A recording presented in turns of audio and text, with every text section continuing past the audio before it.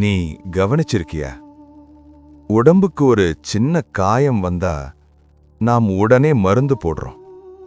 ஆனா மனசுக்கு காயம் வந்தா அதுக்கு என்ன மருந்து? கவலை, பயம், கோபம், ஒப்பீடு இவையெல்லாம் வெளியிலிருந்து வர்ற விஷயங்கள் கிடையாது. இவையெல்லாம் நம்ம மனசுக்குள்ளேயே உருவாகிற எண்ணங்கள். ஆச்சரியமான விஷயம் என்னன்னா, காயம் கொடுக்கிற மனசே குணப்படுத்தவும் தெரிஞ்ச மனசுதான். நீ மனசை அடக்க முயற்சி பண்ணும்போது அது இன்னும் சத்தமா பேச ஆரம்பிக்கும். இதை நினைக்காதேன்னு சொன்னா அதே நினைவு பெருசாகும்.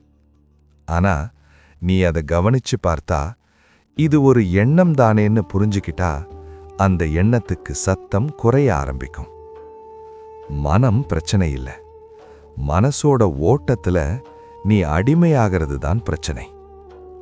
மனசை எதிரியா பார்க்காத, அதை கவனிக்க கற்றுக்கோ.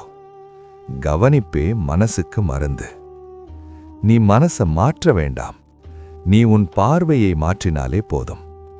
அப்போ அதே மனம் உன்னை காயப்படுத்தியது போல உன்னை குணப்படுத்தவும் ஆரம்பிக்கும்.